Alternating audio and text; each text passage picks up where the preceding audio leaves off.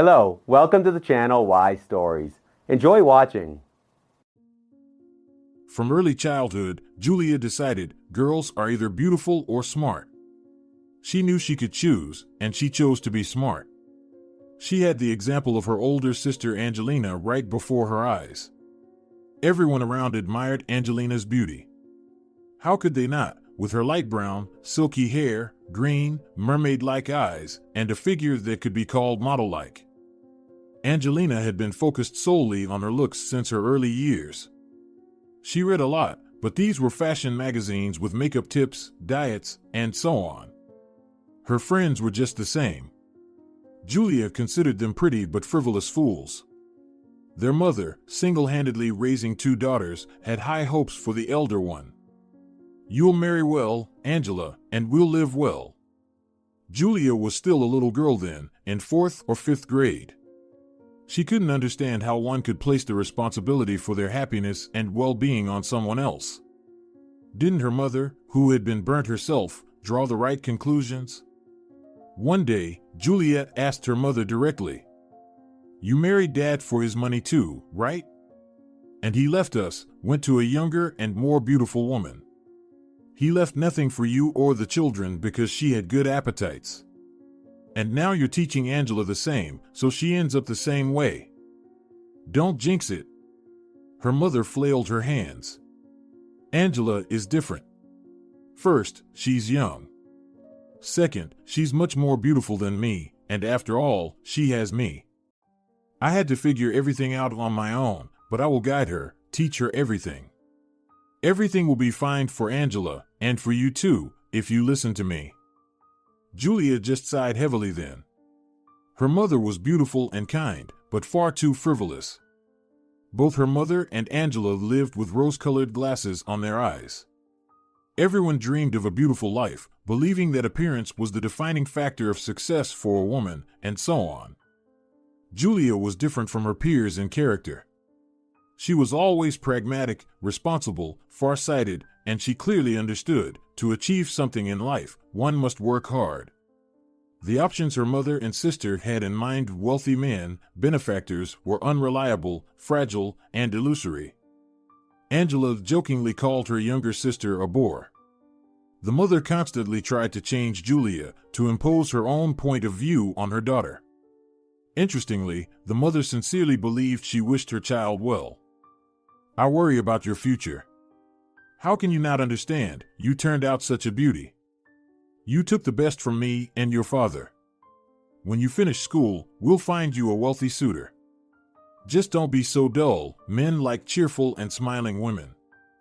"No, thank you. After school, I'm going to study economics," Julia replied.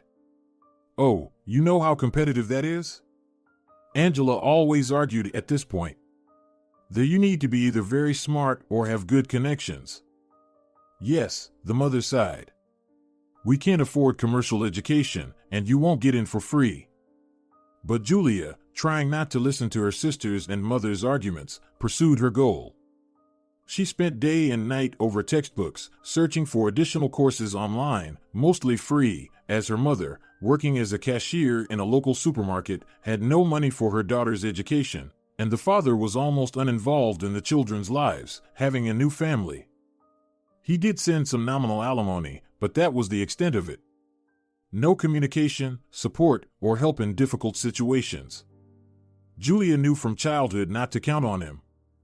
Deep down, she wanted to meet and talk to her father at least once. She felt she might be like him in character because she was nothing like her mother and Angelina. But he never sought out his daughters, and Julia didn't want to impose herself. Moreover, she was afraid of facing the indifference or, worse, the dislike of her own kin. Her father was a businessman, owning a chain of stores. He seemed to make good money, but all his assets were cleverly registered in his new wife's name, so his ex-wife and children couldn't claim anything. This looked petty, mean, even despicable.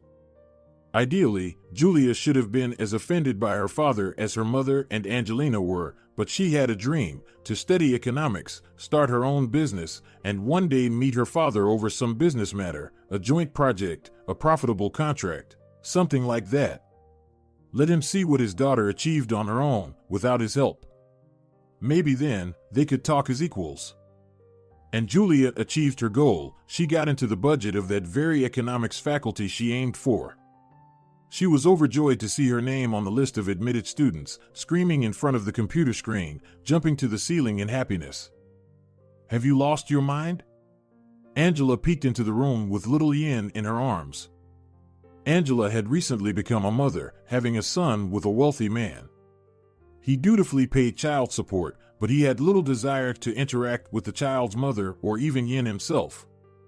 Needless to say, the child support was minimal. Standard scheme, gray wage, most earnings hidden. Angela had indeed repeated her mother's fate, in an even worse version, but she didn't give up and continued to dream of a prince who would eventually solve all her financial problems.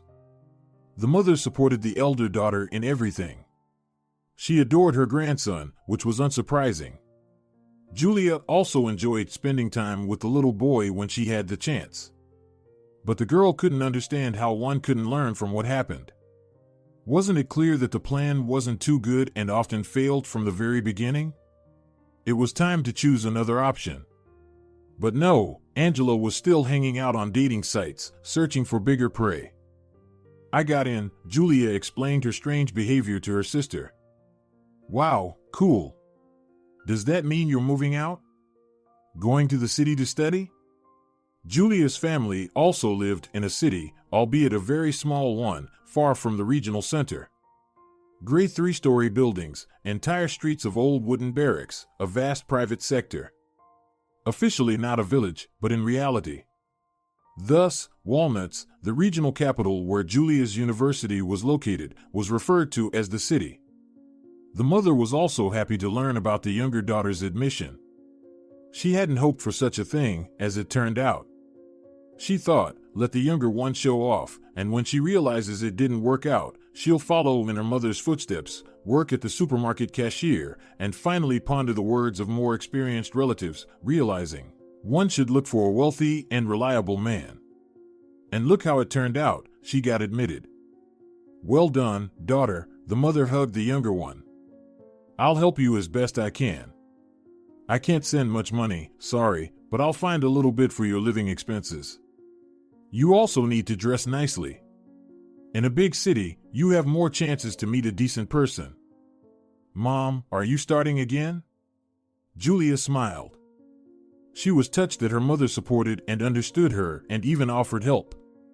Julia knew these funds were not easy for her mother to come by, but she was ready to help her daughter while she was still a student, and this was priceless.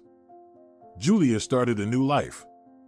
She was given a room in the student dormitory, though not a private one. She had to share the space with 2 girls, but the roommates turned out to be very pleasant. Both were studying at the Pedagogical Institute and, like Julia, were focused on study and work. The girls had a lot in common. Julia even became friends with one of these roommates, Paula. They maintained their relationship even after each had graduated from their respective universities and moved into rented apartments. Julia enjoyed her studies. From the first year, she was convinced she had chosen the right direction. Economic sciences came easily to her. Lectures seemed interesting, and coursework and exams incredibly easy. Julia even started earning money. It turned out that people were willing to pay good for essays and projects. Good by Julia's standards, of course. The girl had to work part-time and study a lot. She had no time for student parties, club outings, and similar entertainments. Sometimes she wanted to have fun and relax, but she understood every minute was precious. Her time was too valuable. Moreover, there wasn't much money. Her mother tried her best, topping up her daughter's card with a small amount each month. Julia knew this was a significant part of her mother's salary and was very grateful for it.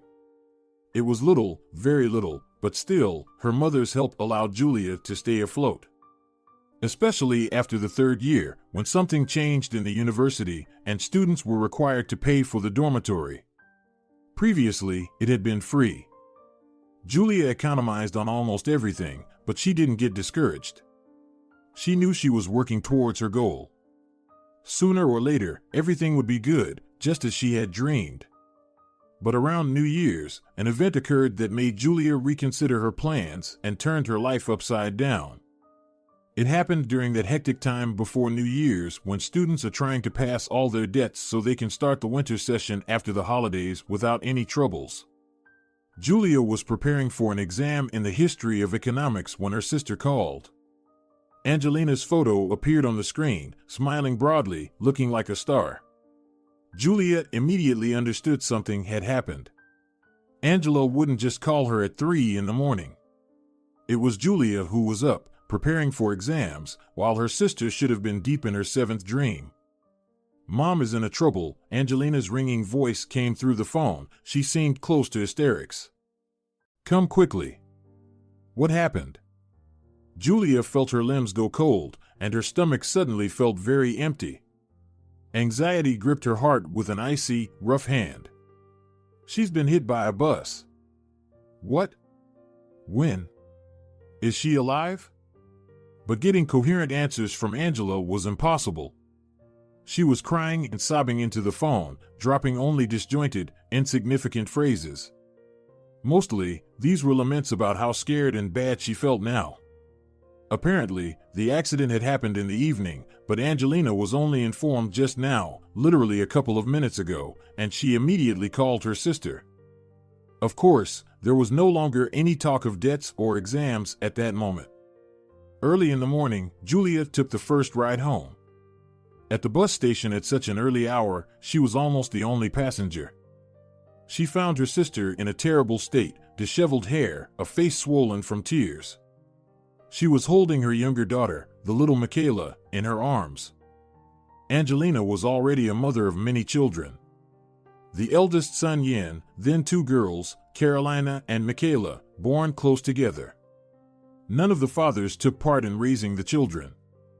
The princes, sons of wealthy parents, refused to raise offspring and got off with minimal alimony.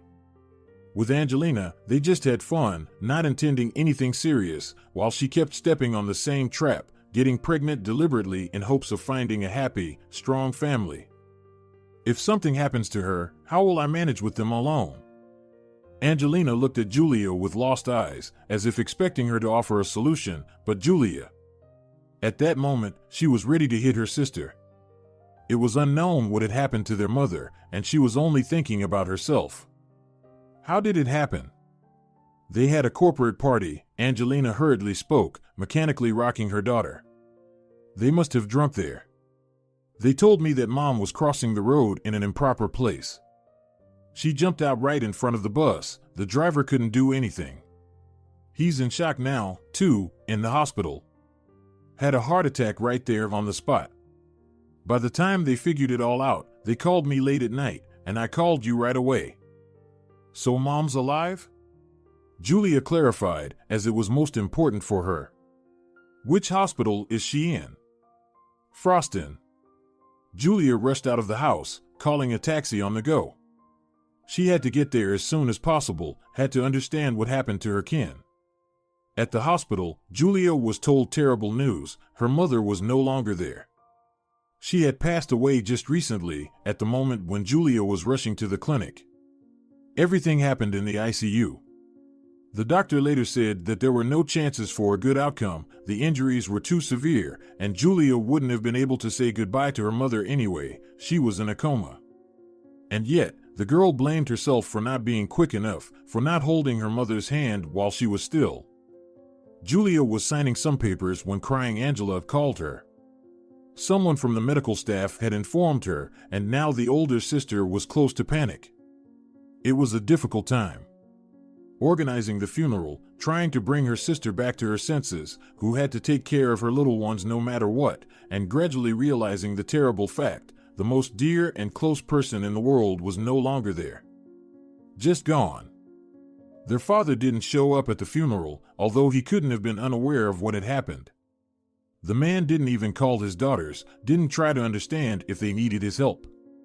Probably, he considered them adults already. Both were over 18, so legally the father no longer owed them anything. He had faithfully paid alimony until the daughter's adulthood, and nothing more was to be expected. That was when Julia realized that she wouldn't meet or talk to this person even when she reached career heights. They, Angela and her mother, were not needed by him, and he was not needed by them. There was no resentment. Julia just suddenly realized that her father was a complete stranger. Maybe they were alike in some ways, but the father was a stranger, simply a stranger, and that was period.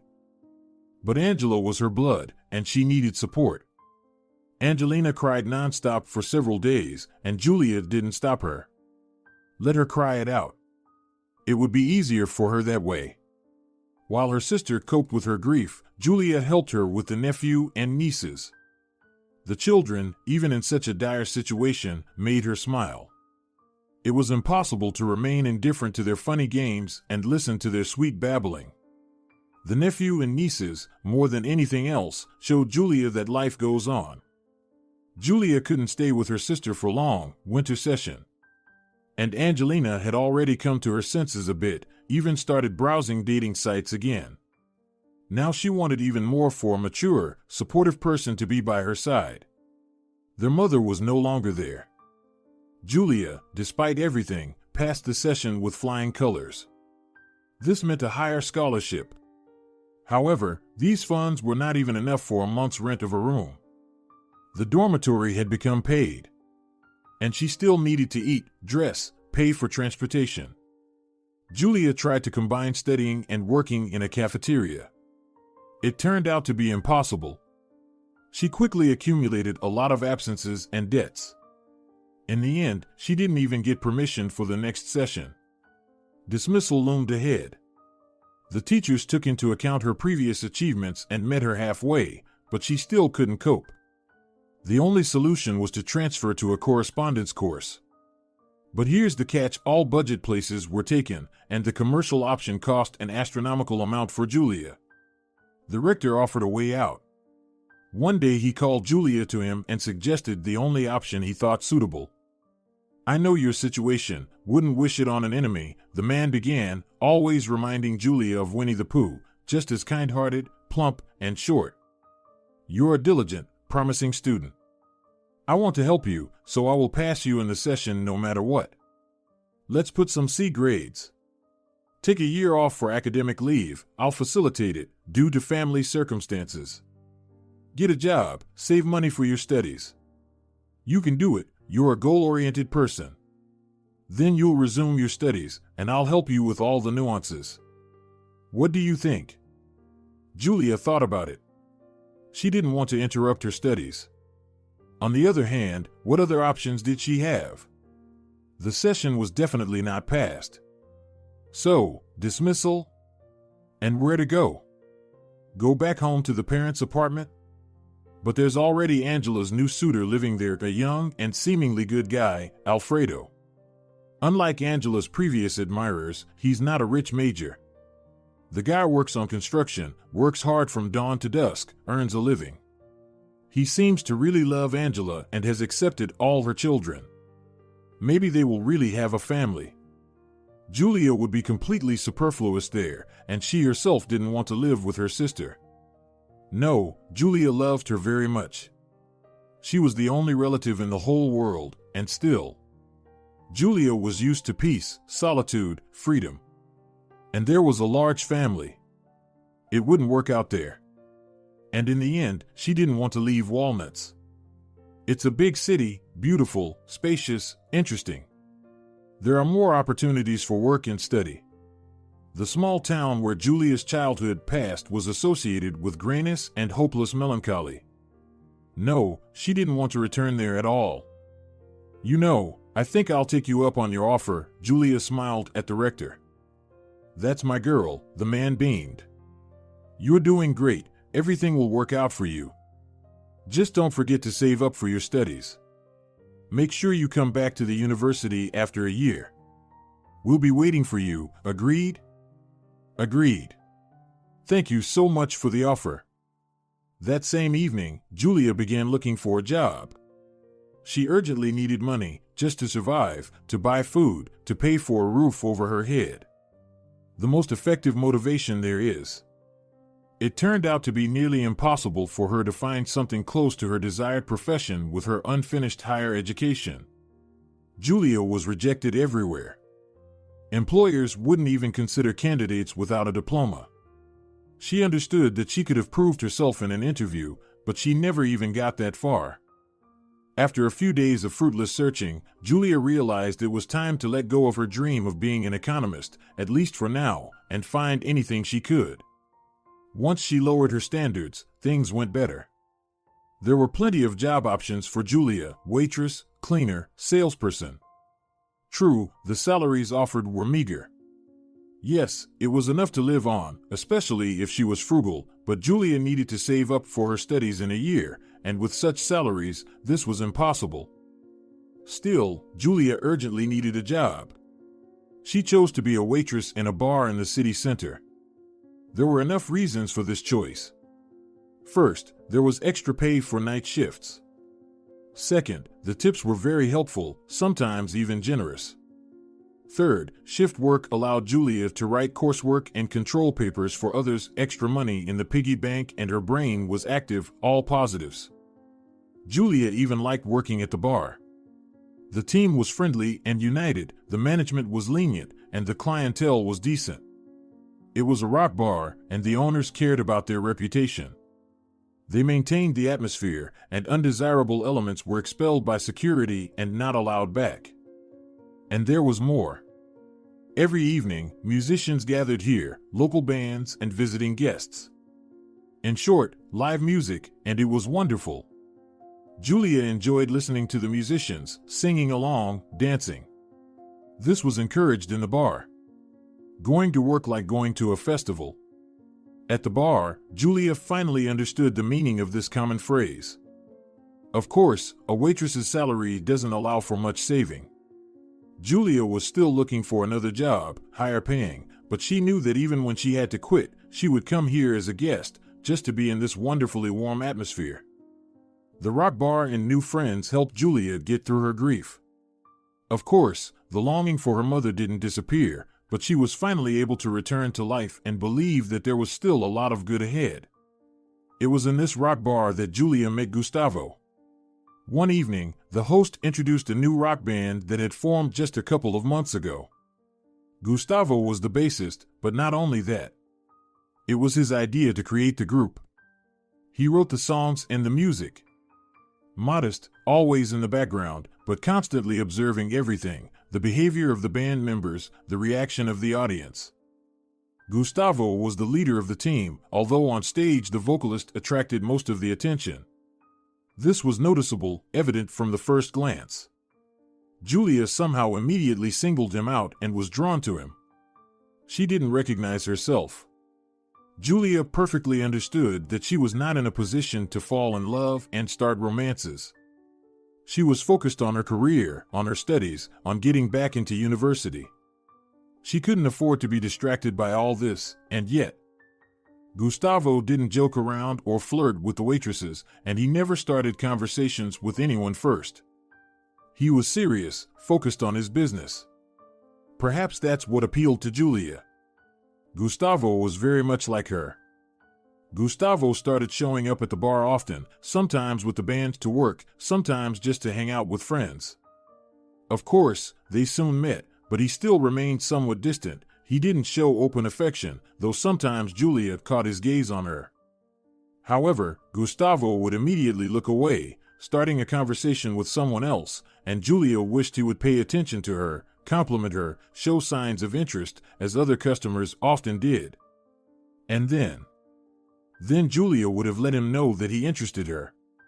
One day, a girl was with Gustavo's company. Yes, women had come with him before, but they were just friends, girlfriends of other band members, and this one. There was clearly something between her and Gustavo. They didn't kiss or hug, nothing like that, but sometimes they exchanged tender looks and smiled warmly at each other. Once she even laid her head on his shoulder, and Gustavo, usually cold and even stern, stroked her hair with a natural and very gentle gesture, as if she were a kitten. Julia felt a very unpleasant sensation stirring in her chest. She immediately recognized it: jealousy. With surprising meticulousness, Julia began to look for flaws in her rival: too thin, even scrawny, unattractive, long nose, hair too thin. In short, this lady was no match for her, for Julia. For the first time in her life, Julia felt a sense of self-satisfaction because of her appearance. Nature had endowed her, like Angela, with beauty. Julia had often heard compliments from others about her figure: tall, slim, long-legged. Her friends even collectively advised her to try her hand at a modeling agency. But that job was not to Julia's liking. She didn't know how to show herself off, even found it somewhat humiliating. And yet, despite such impressive physical attributes, her rival for Gustavo was just an ordinary girl. There was nothing outstanding about Gustavo's companion, nothing eye-catching. Nevertheless, he obviously had very tender feelings for her. Her presence made him happy. Julia observed Gustavo closely and could say for sure: he loved his companion. It hurt. Thanks to the girl who clung to Gustavo, Julia made up her mind. She decided to do something she had previously considered unacceptable for herself. Her shift was almost over, but as usual, she stayed to help a waitress friend serve tables. A busy Saturday evening, many customers. Julia waited for the right moment. She even drank a little beforehand for courage, to feel more confident and relaxed. Gustavo stood up and headed for the exit. Someone had called him. The music in the bar was loud, making it impossible to talk on the phone. Everyone went out, some to the street, to the bar's porch, some to the smoking area. Gustavo chose the street. Julia followed him like a shadow, now or never. The unpleasant girl, who had been sitting next to Gustavo all evening, stayed at the table. She was chatting cheerfully with his friends. It was obvious that they all knew each other well. Probably, these were long and serious relationships, but still. Julia would try, otherwise. Otherwise, she would regret later that she didn't. Gustavo stepped onto the porch. He walked around, patiently explaining something to someone. Julia watched him through the large window on the door. Gustavo wasn't smiling or joking. Clearly, the conversation was serious or unpleasant, but it didn't matter. Julia would still approach him as soon as. Gustavo pressed end call and was about to return to the bar when Julia approached him. Fortunately, they were alone on the porch at that moment. "Hi," Julia smiled at him. "Hi." Gustavo looked at her with interest. "Haven't we already greeted each other?" "Yes, we have," Julia nodded. I need to talk to you." Gustavo immediately stopped and prepared himself for the conversation. His whole demeanor showed he was ready to listen to his interlocutor. He could have brushed her off or shown irritation or dissatisfaction, but Gustavo looked at her with his dark, intelligent eyes and waited. You've been on my mind for a long time," Julia decided to get straight to the point. I don't know how to explain it. I'm drawn to you, like a magnet. This has never happened to me before. I don't know what to do with all this." Julia lowered her eyes. There, she had said it. What now? Gustavo was probably looking for words to brush her off as politely as possible. Most likely, that's what was happening. Julia suddenly felt unbearably ashamed of her action. Why did she approach him? How could she look him in the eye after all this? Gustavo often comes to the bar. And then Julia felt his hands on her shoulders, a gentle touch, as if she was some incredibly fragile vessel. Julia. Her own name, falling from Gustavo's lips, sounded like beautiful music to her. Julia, I couldn't even imagine something like this. Gustavo was looking at her and smiling. He rarely smiled. His eyes, Julia clearly saw, shone with happiness, genuine, real. What's happening? Was he happy about her confession? Instead of words, Gustavo kissed Julia. Her head spun with all of it. He was holding her, more precisely, even supporting her, because her legs were almost giving out, kissing her, then stroking her back and head, gently pressing her to himself. I've been watching you for a long time too, and I'm drawn to you just the same. Then why? I didn't notice anything at all. I thought you didn't care. I didn't want to embarrass you needlessly. And besides, I'm older, too old for you. I thought you were attracted to entirely different guys, rugged, successful. With your looks, anything's possible. You're an unreal beauty. You even inspired me to write a song. Didn't you realize that Elven Princess is about you? No, admitted Julia. It's a very beautiful song, I like it. I never thought that. That it appeared thanks to you? Well, yes, but... And that girl who came with you, are you together? Together? Gustavo couldn't help but smile. We've been together since our parents brought a bundle tied with a pink ribbon from the maternity ward and told me that Lumina is my sister. So she's your sister? Julia laughed out loud. And here I thought, that's why I decided to have this talk today. Sister, that's for sure. Gustavo held Julia tighter and inhaled the scent of her hair. Just passing through the city. She's been married for a long time, lives far away with her husband. Just missed her good-for-nothing brother. Julia and Gustavo started dating. It turned out that all this time he had a soft spot for the beautiful waitress. Why hadn't he made any moves towards her? He planned to, but later, when he had more financial freedom. He had a clear notion in his mind, girls aren't interested in losers. There was too much going on with the band, organizing performances, and so on. But the guys were already starting to earn money with their songs. The prospects were looking good. Surprisingly for a rock musician, Gustavo was shy when it came to interacting with girls. Sure, he had many female friends to chat and laugh with. But Julia, she evoked special feelings in him, making Gustavo, accustomed to performing in front of hundreds, feel timid. But Julia made the first move, dispelling all of Gustavo's doubts. And now they were together. Gustavo himself suggested they move in together. They decided to choose Julia's apartment for living, convenient location, reasonable cost, cozy room. So, it turned out that Gustavo moved in with her. But he immediately took over the rent payment and minor repairs, which every dwelling periodically needs. It also turned out that Gustavo was an excellent cook.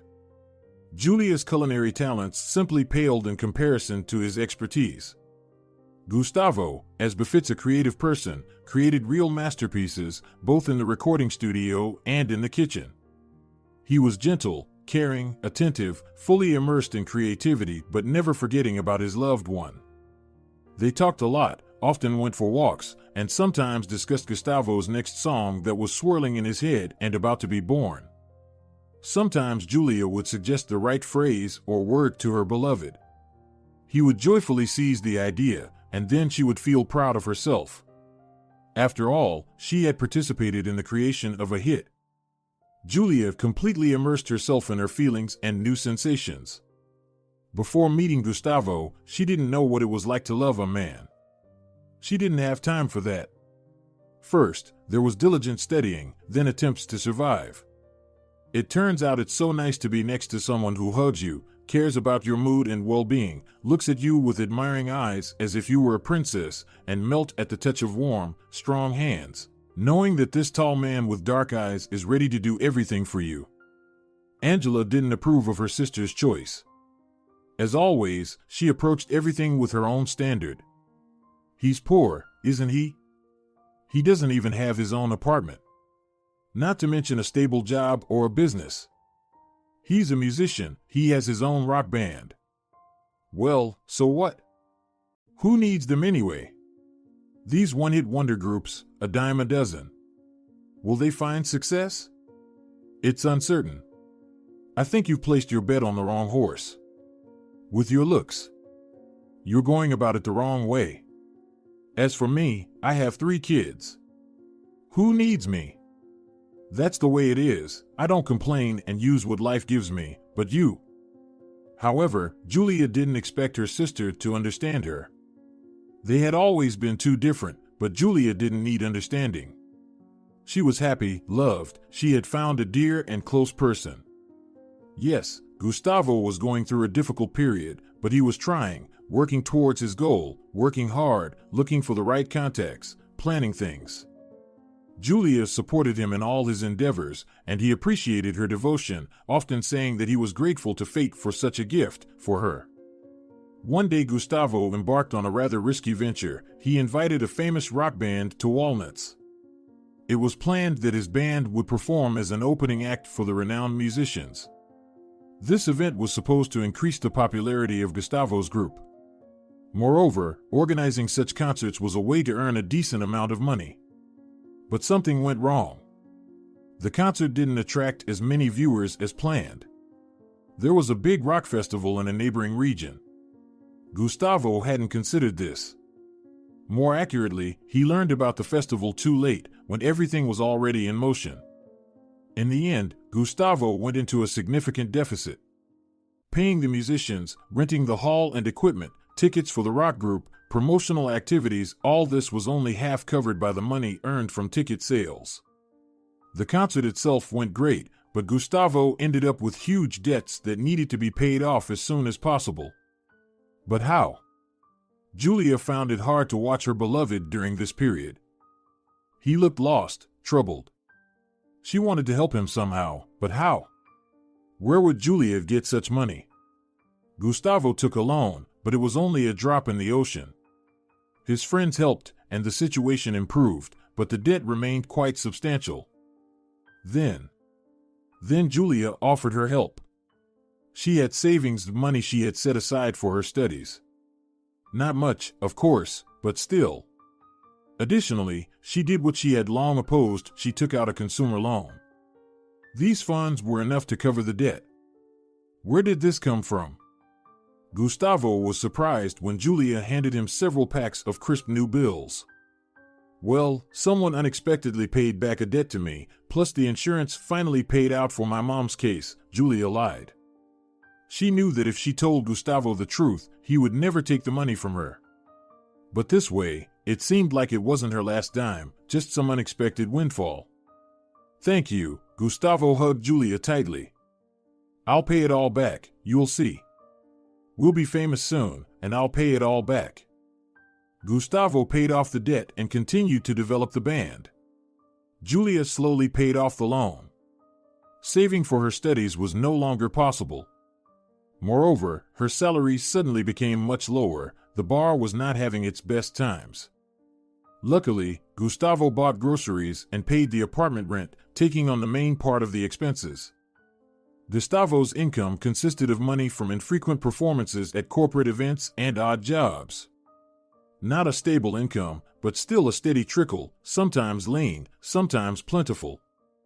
Julia didn't worry about the financial side of their relationship. She enjoyed Gustavo's attention, basked in his love and care, and generously gave him tenderness, love, and support.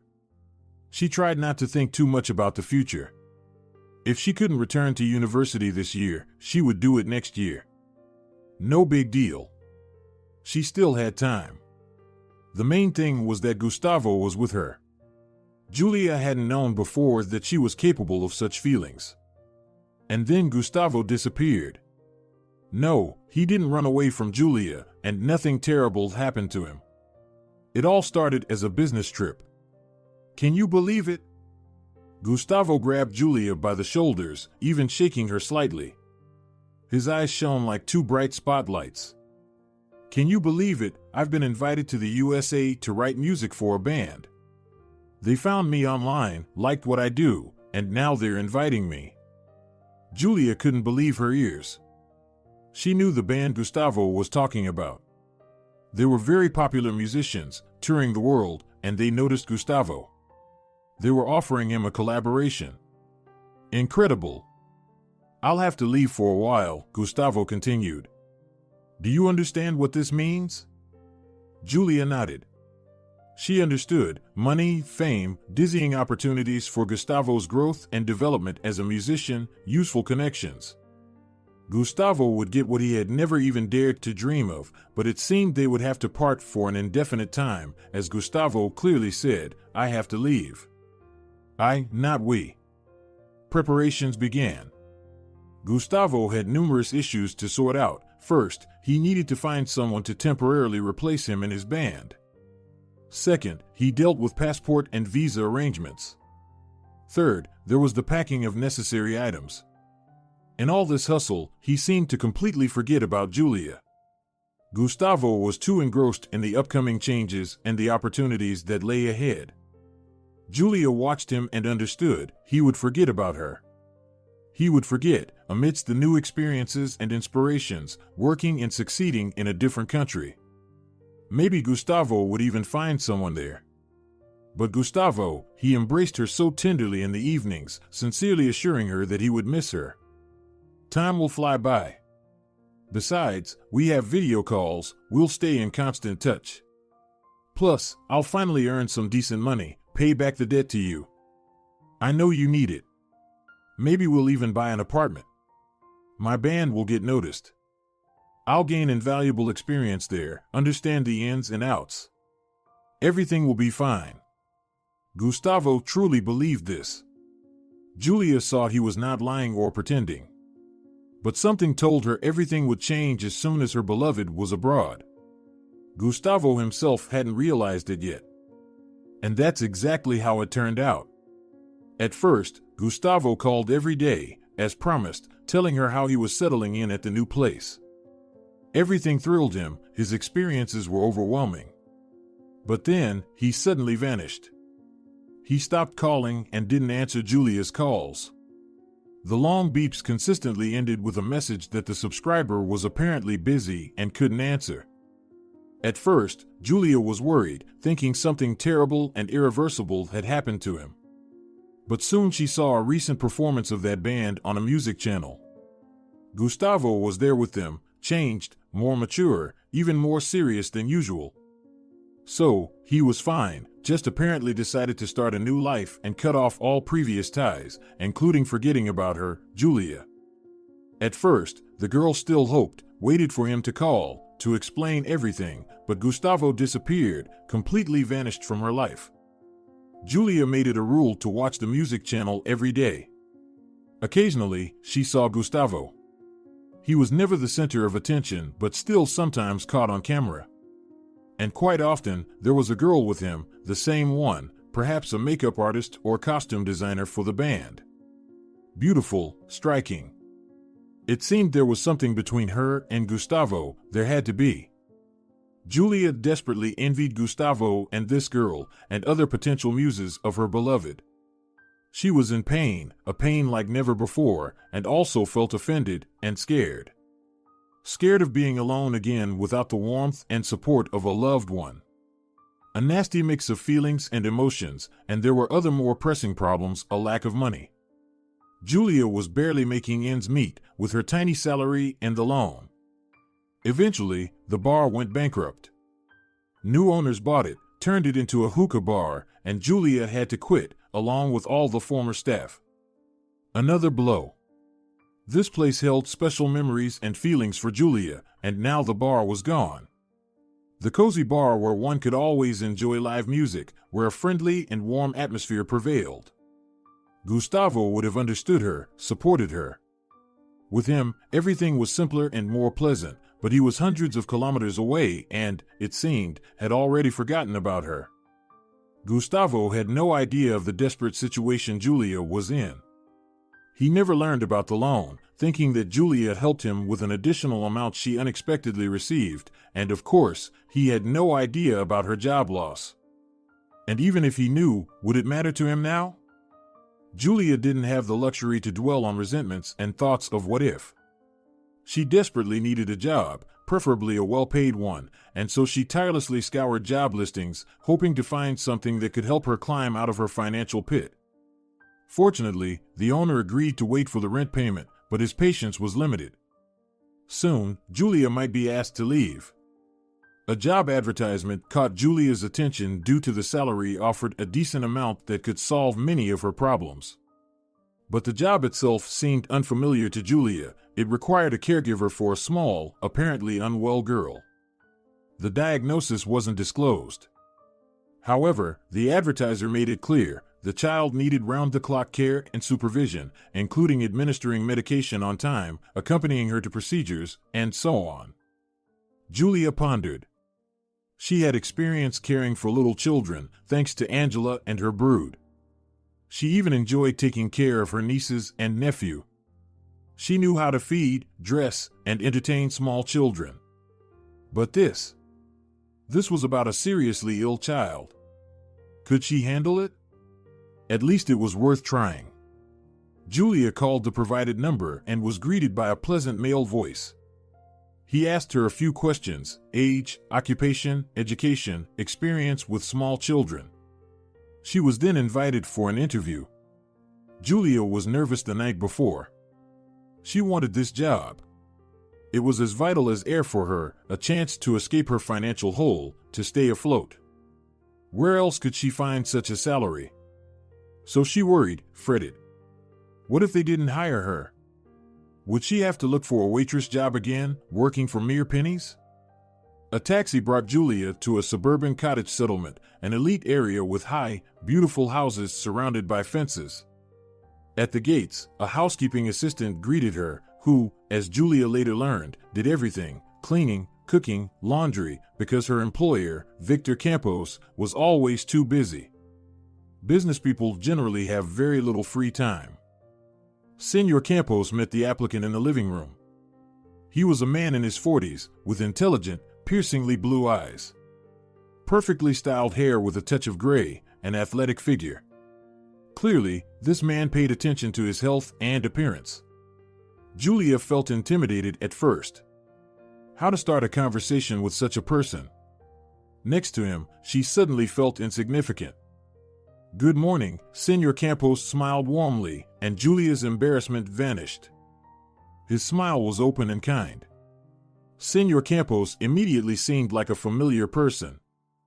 "Hello," Julia smiled back. "I'm here about the job advertisement." "That's very good. Let me tell you straight away, I need a caregiver for my daughter.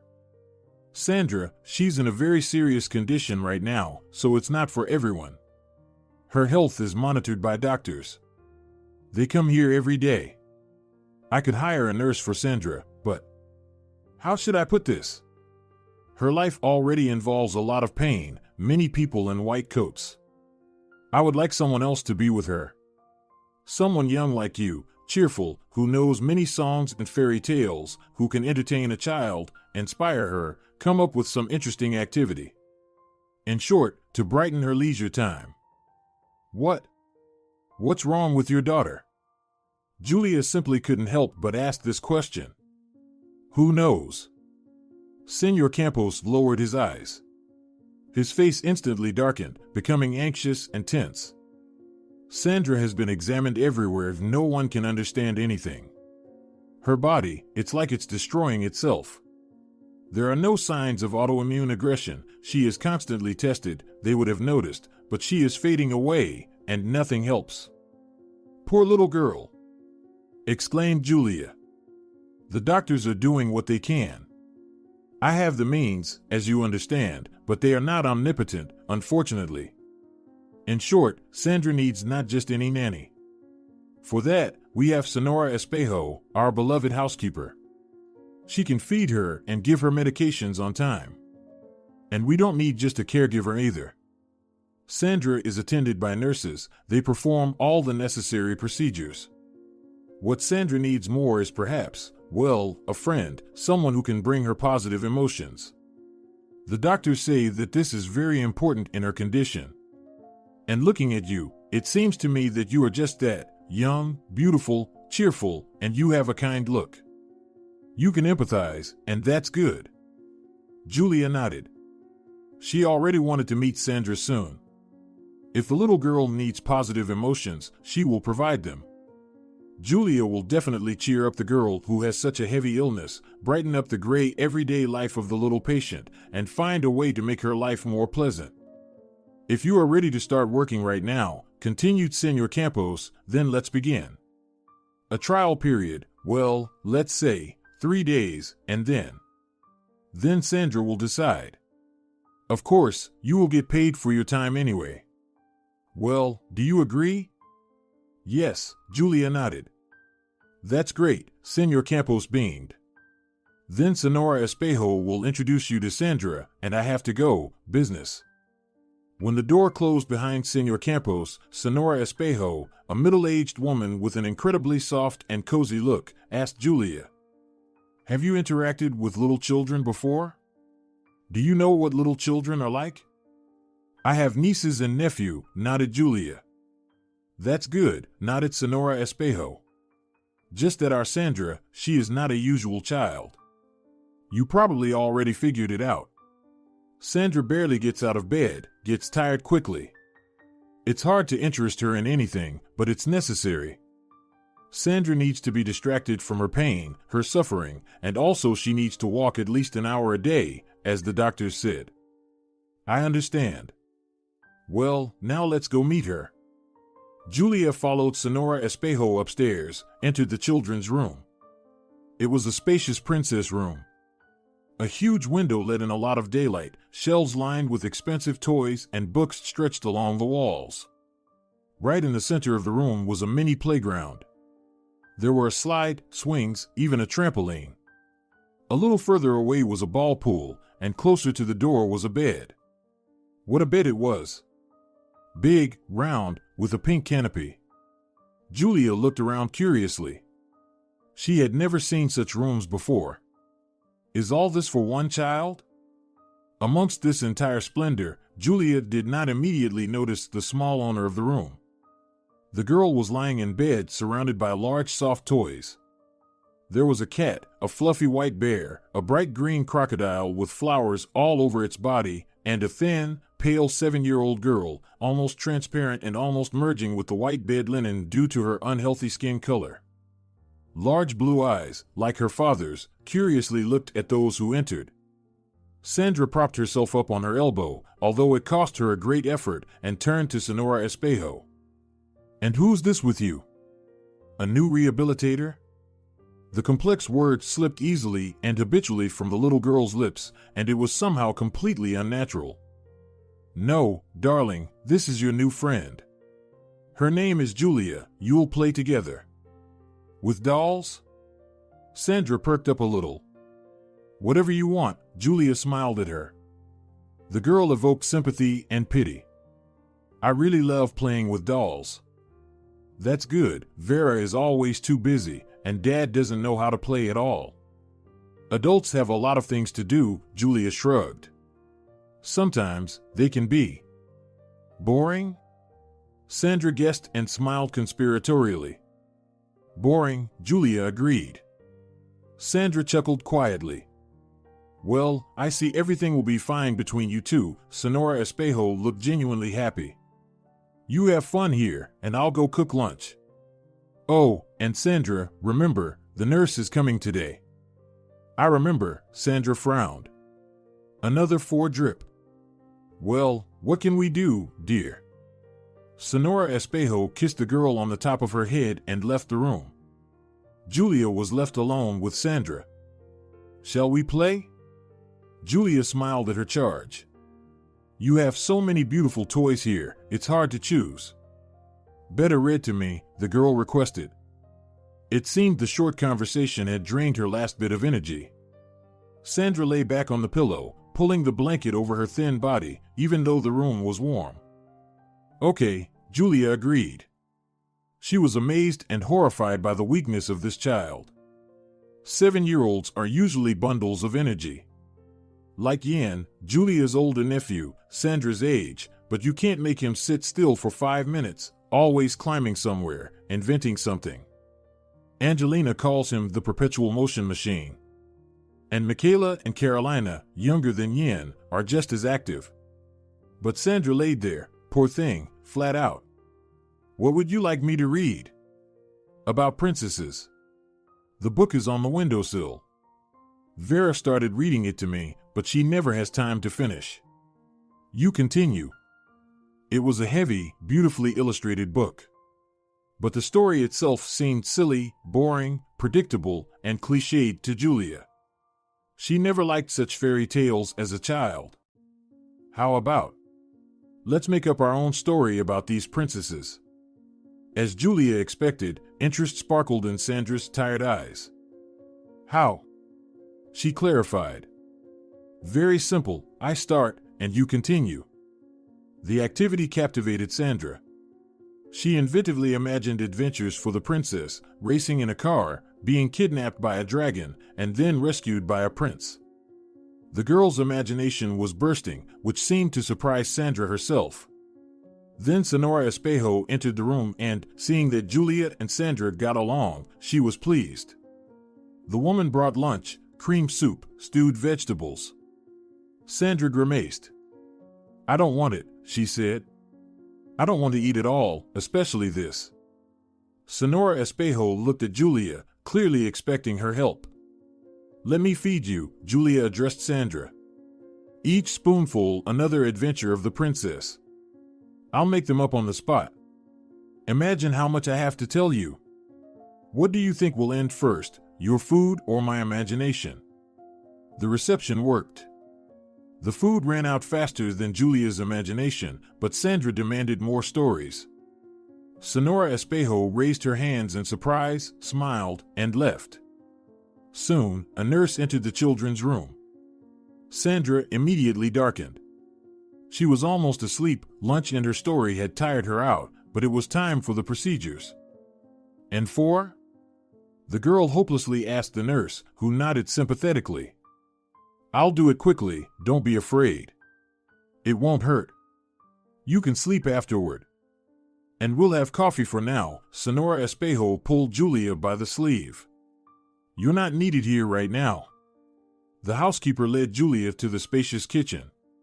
On the table, steaming cups of coffee and a fragrant pie were already waiting, which seemed to have just come out of the oven. It looks like you've gotten along well with Sandra, the woman smiled, looking warmly at Julia. That's good. Sandra chased away her previous nanny, but she took to you right away. I've already called Senor Campos, told him everything. He's very pleased and happy, ordered us to take good care of you. I'm glad too, Julia smiled.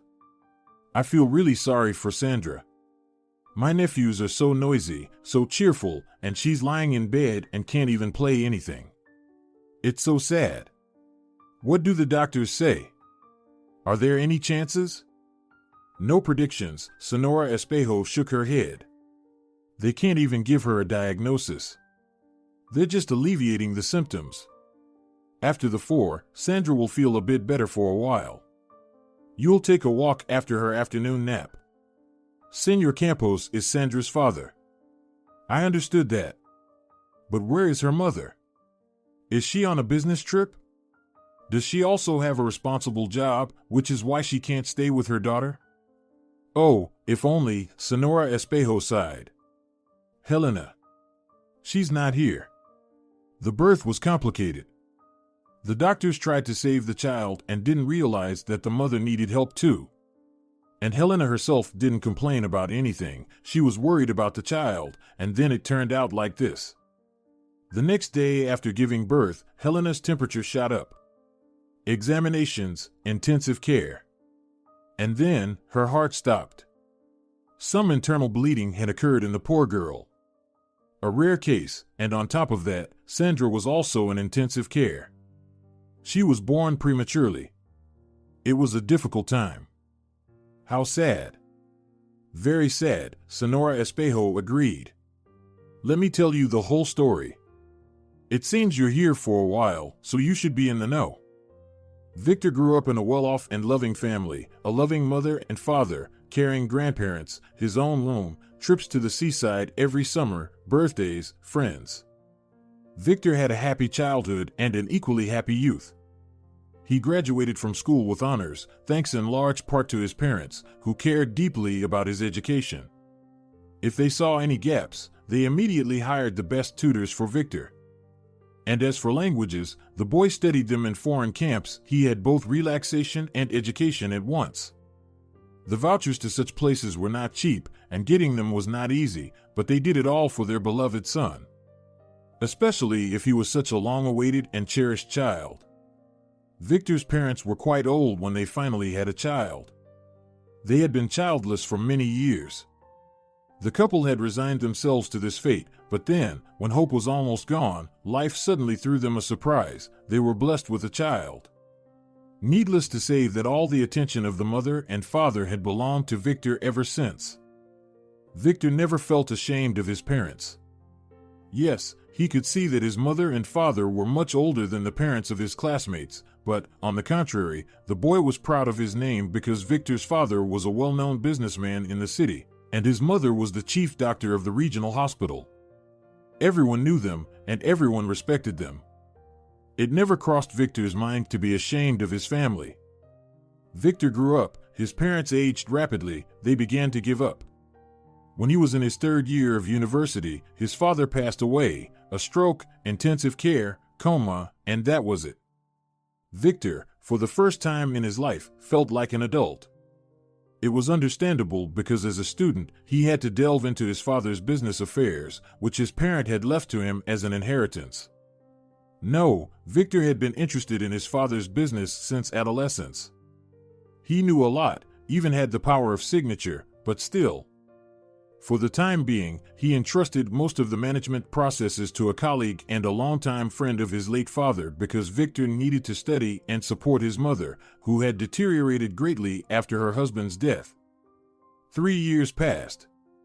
Victor had just received his diploma, had just taken over his father's company, had just started gaining strength, and then came another blow. This time it was his mother. Victor was left all alone. He felt miserable and lonely in the large family home. Thankfully, Senora Espejo was there, the housekeeper and almost a family member.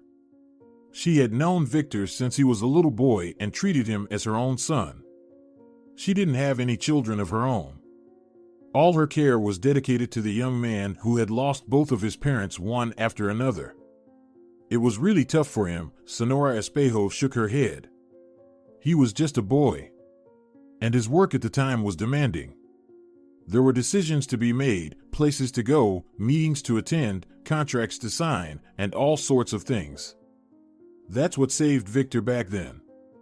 Time passed.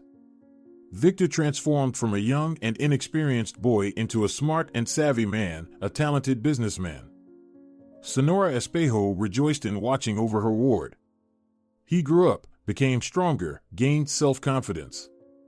The housekeeper hoped that Victor would find a good wife, get married, and become a father. That's when her heart would be at ease. But he didn't really have anyone special, Senora Espejo said. Sure, there were some girls around Victor.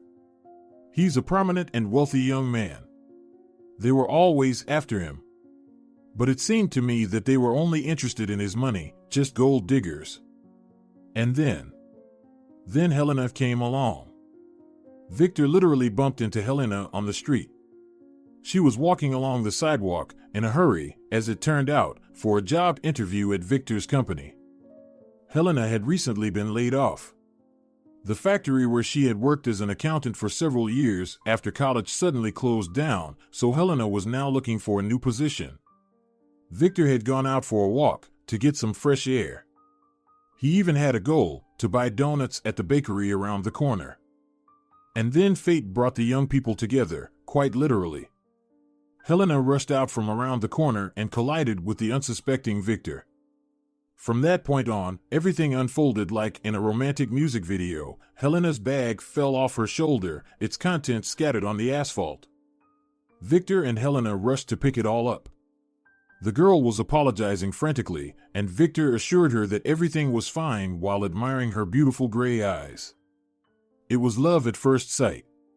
When the young couple sorted out the bag and the items that had spilled from it, they both stood up simultaneously, smiled at each other, and Victor, as a man, took the first step, asked the name of the beautiful stranger, and then introduced himself. They walked slowly and talked, getting to know each other. When Victor learned that Helena was rushing to his office, he brightened up and immediately understood that this beautiful girl was his destiny. And it was not accidental that they met in such an interesting way, rather than seeing each other for the first time in the office. It was more romantic, interesting, and pleasant that way. In general, a real romance began. Senora Espejo had never seen Victor so happy. Helena turned out to be smart, understanding, and kind. She quickly found common ground with Sonora Espejo, which was important. Sweet, sweet girl. Why does she have such a fate? Sonora Espejo shook her head in dismay. A couple of years after they met, Victor and Helena got married. They were a wonderful, harmonious, and happy couple. Love, understanding, and respect reigned between them. Sonora Espejo's heart rejoiced when she saw them together, her beloved Vico and his wonderful, beautiful wife. Well, they decided not to rush with children. Sonora Espejo continued her story. It was their joint decision, as if they felt something. They traveled, worked, and spent time with friends. And I, being a fool, advised them in an old-fashioned way not to delay with this matter. I wanted to spoil their little one. But Victor and Helena lived for themselves for a long time, a whole 5 years after their wedding. They wanted children, but not right away, later. Everything was fine with them as it was. And then came the news of Helena's pregnancy. It was an unplanned event, but all the household members greeted it with joy. Well, it's time, Helena summed it up. The child decided that waiting was no longer necessary. Thank God. Sonora Espejo clapped her hands. I think you'll have a boy. Helena, you've become so beautiful. Girls take away their mother's beauty during pregnancy. But the housekeeper was mistaken. The ultrasound confirmed that Helena was expecting a healthy, strong girl. They showed me her ultrasound picture. You know, they're doing this type of photos right in mother's womb. I looked at it, and she looked just like Helena. That's how our Sandra was born, resembling her mommy. Sandra. It was Helena who chose the name for their daughter. Victor and Sonora Espejo had no objections, they both liked it. Helena's pregnancy was not easy. At first, she suffered from morning sickness, and then it seemed to subside, but other problems arose, high blood pressure and swelling. The baby was developing well, but her mother was suffering, wasting away before their eyes, refusing to eat, and spending a lot of time lying down. The usually energetic Helena lacked the strength even to go downstairs. Sonora Espejo brought her food to her bedroom. The woman pitied Helena, helped her as much as she could, and assured her that everything would be fine after the birth. It's not easy for women to have children, Sonora Espejo sighed. It depends, Julia shrugged, remembering her sister. For her, having children had been relatively easy. In general, Helena's labor began much earlier than expected. The pregnancy had been threatened throughout, so fortunately, at that moment, the expectant mother was in the hospital under the supervision of doctors. They tried to stop the process, but it didn't work. Sandra was born prematurely, weak. She didn't cry, and they didn't place her on Helena's chest. They didn't even show her to her mother. When it comes to newborns who need to stay in their mother's womb for at least 3 more months, everything happens differently. Sandra was immediately sent to the intensive care unit, and a battle for her life began. As for Helena, initially, it seemed like everything was fine with Helena. She was tired, of course, after giving birth, and she worried about her daughter, couldn't find her place. All of this was understandable, explainable, and natural. Doctors examined the new mother, found no deviations, and sent her to the hospital room. Serious symptoms appeared later, but it was too late. Victor and I were both so worried about the baby, Sonora Espejo almost cried. It was clear that even now, 7 years later, it was difficult for her to recall everything. We thought the baby wouldn't survive. She was born too early, too weak. And then, when Victor received a call from the hospital in the morning and was informed that his wife had died from internal bleeding, he didn't believe his ears at first. He thought they were talking about Sandra. His mind refused to accept what he had heard. But no, Sandra had managed to pull through. She turned out to be a strong girl, but Helena, she was gone. Victor was like a ghost for several months. He didn't sleep, he didn't eat. I thought he might. You know. But he pulled through. He had to work, he had to take care of Sandra. Although, to be completely honest, at first, he treated his daughter poorly, blamed her for what happened to Helena. He understood that it wasn't right, but he couldn't help being angry with her. Sandra was discharged from the hospital. They hired a nanny for her because someone had to take care of the baby. Sonora Espejo was already too old for this, but she enjoyed playing with Sandra, pushing her in the stroller around the yard, talking to her a lot, and she was the only one who gave the newborn the much-needed love. During that period, the father was not capable of it. "She's like a granddaughter to me," the housekeeper smiled. "I accepted her right away, but Victor..." He kept his distance from the child for a long time. He bought everything she needed, sometimes took her for a walk, but only if I insisted. He didn't take any initiative. And then, one day, Sandra got sick. Her temperature shot up, and nothing helped. She was vomiting. It was a severe flu that was going around at the time, and it hit many people hard, especially the little ones. Well, in short, Sandra ended up in the hospital again. The doctors didn't give any predictions, and that's when Victor came to his senses. He dropped everything, sat by his daughter's bedside for days, sang songs to her, recited poems, rocked her in his arms. And Sandra, it was as if she felt her father's care. She immediately started getting better. They discharged our little one, and Victor became a completely different person with her, a real loving and caring father. Life went on. Victor worked a lot, but always found time to spend with his daughter. Sandra grew up, brought joy to her father and Sonora Espejo with excellent health and rare intelligence. Everything seemed fine, except Sonora Espejo worried about the fact that Victor remained alone. She felt that he wouldn't find happiness until he met a woman. However, now it was a very complicated task. Victor's chosen one had to love and accept Sandra, or there could be no union. But God heard my prayers, Sonora Espejo smiled, and Victor met Leonora. A beauty, you couldn't take your eyes off her. And she's smart too. She has a child of her own, a daughter a little younger than Sandra. They formed a wonderful family. Leonora got a job at Victor's company, and everything started at some corporate event of theirs. In short, it's a common story. Leonora treated Sandra well. She often took both her and her younger daughter somewhere, to the amusement park, to the movies. Sandra grew to love both Leonora and her younger stepsister Alda. She was genuinely happy. Victor and Leonora got married, started living together, and then, that's when Sandra's symptoms began. It started with dizziness, then nausea, weakness, loss of appetite. Examinations at the best clinics, trips to doctors abroad, consultations with renowned professors, none of it yielded any results. Doctors couldn't make a correct diagnosis, and the girl was fading before their eyes. She was fine for the first year. Sonora Espejo almost cried again. It was evident that her heart genuinely ached for the little girl. But after New Year, she got worse, very bad now. I'm so worried about her. And it's unclear what kind of illness has attacked our little one. Leonora temporarily moved with her daughter to her own apartment. Alda went to daycare and brought back infections, which posed a significant risk to Sandra. So, Leonora and Victor made this decision.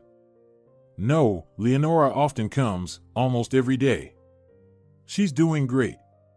She visits Sandra, brings her little gifts. Sometimes she brings Alda, too, when she's not sick with anything. But once she started going to daycare, it all began, one sick leave after another. So that's how it is for them, the wife with one child at one place, the husband with the elder daughter at another. That's their family. But what can you do? It's the situation. It's still a strange situation, Julia remarked. The story of Victor and Sandra had left her shaken. It's like a TV series. Well, it is what it is, the elderly woman shrugged. You seem to have gotten along with Sandra. That's good. She'll be happier with you. Days passed by. Julia now lived in a room next to Sandra's, but the girl often asked the nanny to stay overnight in her room. There was a very comfortable sofa there. They talked before bedtime, held hands. Julia could see that it was very important for Sandra. The girl clearly lacked attention despite having many adults around her. Victor was a very caring and concerned father and a pleasant person to talk to. They often talked about Sandra. The man always listened attentively to Julia, didn't interrupt her, didn't argue, and asked the right questions. Julia also got to know Leonora. Sonora Espejo was right, she was indeed a very beautiful woman. Sharp cheekbones, beautifully curved lips, graceful as a panther. A real queen. But when Leonora interacted with Sandra, when she adjusted the girl's blanket, smiled at her, caressed the child's head, Julia couldn't shake the feeling that the woman was insincere. It manifested itself in insignificant, seemingly trivial details, the cold gleam in her eyes, the disdainful movement of her lips, something imperceptible yet very unpleasant. One day, Julia had a strange dream. She found herself in a room, peeling wallpaper, creaky floors. She sat on a rickety stool near a dark window through which nothing could be seen, and she realized that she was asleep. She wanted to wake up desperately, but for some reason, it wouldn't happen. And then, Julia didn't even understand where she came from. Before her, Helena seemed to materialize out of thin air. Julia recognized her because she had seen pictures of Sandra's mother. Helena sadly smiled and looked at Julia with a warm and very gentle gaze. "Watch over her," she said in a soft, melodic voice. "Watch over Leonora. She's the source of all the trouble, she's dangerous." Having said this, Helena dissolved into thin air. And Julia wanted to ask her so many questions: how to watch over her, why, what makes her dangerous. Julia woke up drenched in cold sweat. Or rather, it felt like she had flown into her own body, fallen into it. A strange sensation. The words of Helena still echoed in her head. No, Julia didn't believe in the supernatural, but the dream, which hardly resembled a dream at all, seemed more like a journey through time and worlds. The strange dream wouldn't let go. The next day, Leonora wasn't there, and Julia was waiting for her. She knew for sure that this woman was involved in something unpleasant. Leonora, somehow, was harming this family and didn't love Sandra. She lacked sympathy for the girl, pretending to care. And how could the others not notice this? Even the experienced Sonora Espejo. Leonora appeared the next day, as usual, beautiful, brightly made up, languid. She went to greet Sandra first, then went down to the kitchen. "Sandra wants something to drink," Leonora said, looking at Sonora Espejo. "How about I make her some cocoa?" "Let me do it," the household assistant bustled about. "No, I can handle it. I want to do something for her." "You're so caring." Julia stayed silent. She watched Leonora, as she had been told by Helena in that dream. For some reason, it felt like this was an important moment, as if Helena were nearby, guiding her to be vigilant. Sonora Espejo was busy with the dough, and Julia pretended to look out the window, but she was watching Leonora, and there it was. The woman skillfully pulled a small vial from her sleeve, dropped a few drops into the milk, and then quickly concealed the bottle. It all took just a couple of seconds, a few swift movements, but Julia saw it all. "The drink for the princess is ready," Leonora smiled. "Julia, could you pass me your favorite cup, please?" Julia complied. She remained silent, watching as Leonora poured the cocoa into Sandra's cup, featuring the characters from the girl's favorite cartoon, and realizing that Sandra shouldn't drink it, she shouldn't. She needed to take action. Julia pretended to slip and stumbled into Leonora. The woman dropped the cup from her hands. The glass fell and shattered, and the cocoa spilled all over the floor. "I'm so sorry, I'm so clumsy." Julia hurriedly started cleaning up the spilled mess, picking up the pieces. "It's okay, I'll make another one." There was a poorly concealed irritation in Leonora's voice. Julia couldn't pull off the same trick a second time, as it would raise suspicion.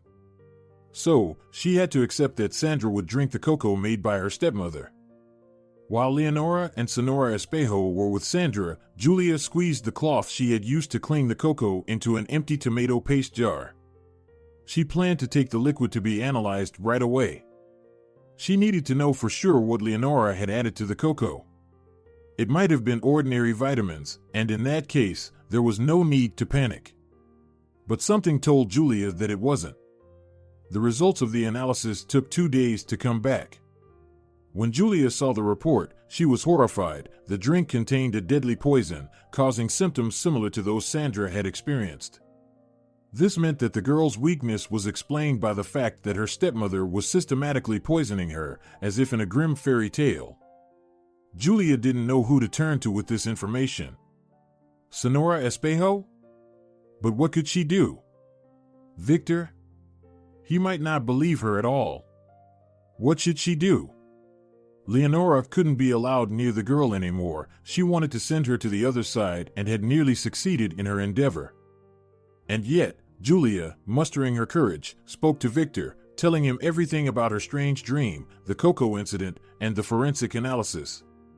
Julia was afraid that he would yell at her, insult her, fire her, or worse, accuse her of trying to harm his daughter. "You know," Victor said, examining Julia, "I would. I probably would have fired you immediately after hearing these words. It's very strange, you must agree. But just yesterday I also had an unusual dream. Helena.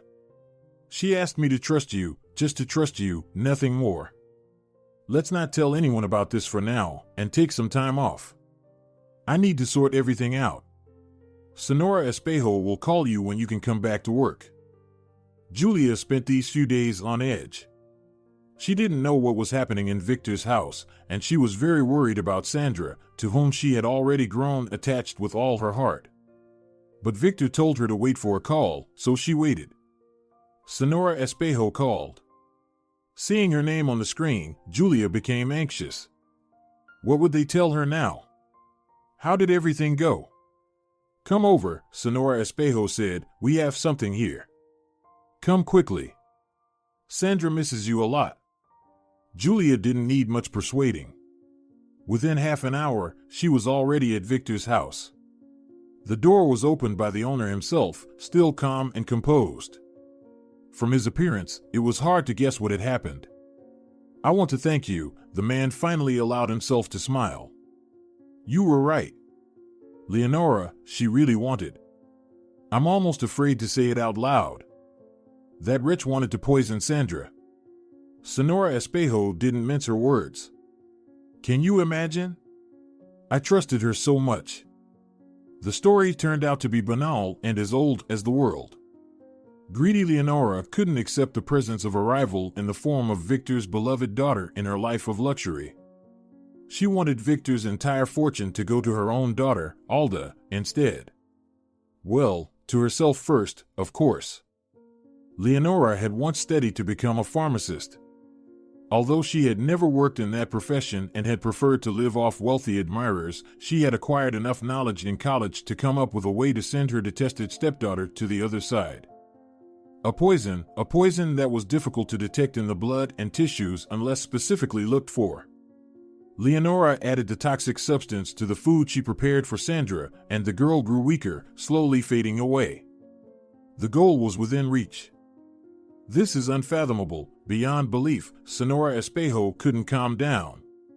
Julia understood her. Indeed, Leonora's act was monstrous. How could she do this to an innocent child? Sandra had believed in her, loved her.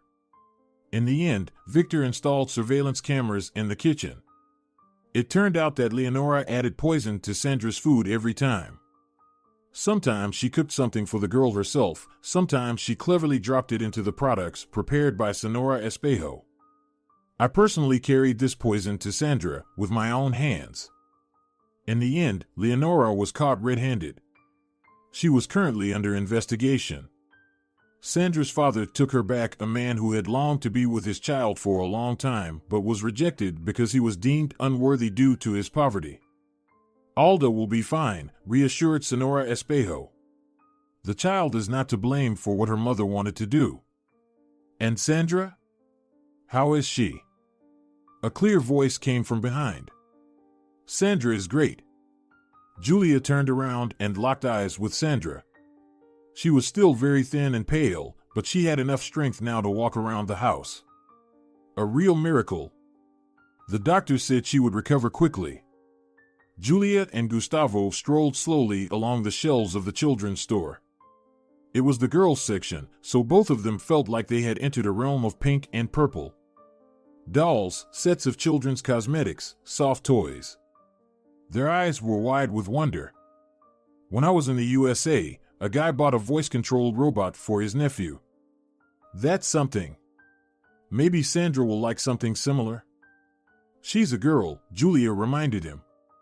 She definitely wants a doll, a character from a cartoon. We need to try to find one. Maybe on her next birthday, she won't want toys at all. Children grow up so fast. It's amazing. We'll find out soon enough. Gustavo placed his hand on Julia's rounded belly. The baby responded immediately with a weak but noticeable kick. A year ago, right after they saved Sandra from her wicked stepmother, Julia had another surprise waiting for her. She continued to live with Sandra nearby. The little girl was quickly recovering, engaging in active play, and asking to be taken on walks all around the city. The girl remained very attached to Julia and Julia. She still needed work, and she had become accustomed to everyone, the girl, Senora Espejo, and even Senor Campos. She didn't want to part with them. Initially, the adults decided not to tell Sandra the truth about what had happened to her. The story was too dreadful. But the clever girl managed to put two and two together, overheard something, and figured things out on her own. This story didn't have as devastating effect on her as the adults had feared. Sandra took it all rather calmly. It's just like in fairy tales, the girl shrugged. The little one was coming back to life. In September, she started school with her peers. As for Julia was finally able to resume her studies at the university. She chose a part-time program because she needed to both study and work. However, her work now resembled life in a family with her loved ones. Sweet, cheerful Sandra, kind and wise Senora Espejo, the always busy but polite and attentive Senor Campos. With these people, Julia felt comfortable, warm, and content. They accepted her, and they were very grateful to her for saving Sandra. It's scary to think about what could have happened if it weren't for that strange dream. They discussed this unusual event. First, Helena appeared in Julia's dream, and then in Victor's. Senora Espejo was convinced that Helena had broken through time and worlds to save her daughter. Victor just shook his head and didn't express his opinion, while Julia, she didn't know what to think. Perhaps Leonora immediately aroused her suspicion because Sandra's stepmother didn't make a good impression on her from the first glance. More likely, Julia was turning things over in her mind. It's possible that her thoughts transformed into this unusual dream.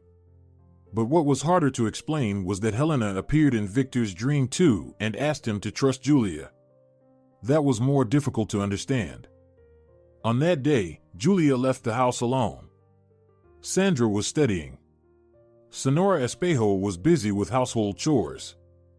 Julia needed to go to the university to submit some documents to the dean's office. And suddenly, Gustavo stepped towards her. Julia couldn't believe her eyes. She stepped back, but he looked happy and bewildered.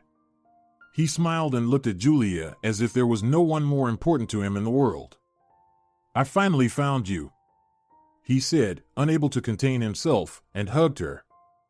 Julia didn't understand anything, but she didn't resist.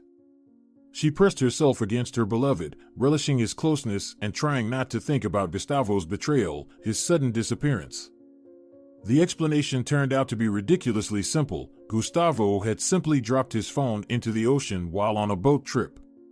Naturally, the gadget was irretrievably lost. Julia wasn't registered on social networks, so he couldn't contact her in any way. Gustavo wrote letters, like in the old days, letters and telegrams, but Julia, she had moved in with Victor, and she rarely came home, so the letters piled up in the mailbox, and then, for some reason, they disappeared. Julia remembered that moment. Somehow, she returned home and saw that the mailbox door was broken. Someone had for some reason broken into the mailbox and taken the letters. Maybe kids, maybe a curious neighbor. In short, Julia didn't receive any news from Gustavo, so she thought he had forgotten about her, started a new life, and betrayed her. I couldn't just drop everything and leave. It concerned my career and our future, our well-being. Without you, without news about you, it was unbearable, but I knew I had to wait, and then, financially, I would secure us for many years ahead, and then I could come to you and explain everything. I didn't even realize how difficult it was for you. That's how it was, just an unfortunate series of events. Julia was happy that her feelings and Gustavo's turned out to be real, that there was no betrayal or deception in her life. Just a misunderstanding that had finally been resolved. Gustavo now had a contract with a famous producer in the capital. He had everything he had dreamed of: concerts, performances, tours, the opportunity to bring his music to people who were ready to accept it, and of course, money. Gustavo even managed to buy an apartment for the two of them. Right now, renovations were in full swing there.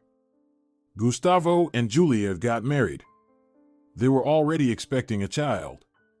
Julia felt happy and loved. She no longer worked for Victor, and the now stronger and more mature Sandra no longer needed a round-the-clock nanny. But they all remained friends. And right now, Julia and Gustavo were choosing a gift for Sandra on her 9th birthday, which might never have happened. If you're enjoying it as well, leave a like and subscribe.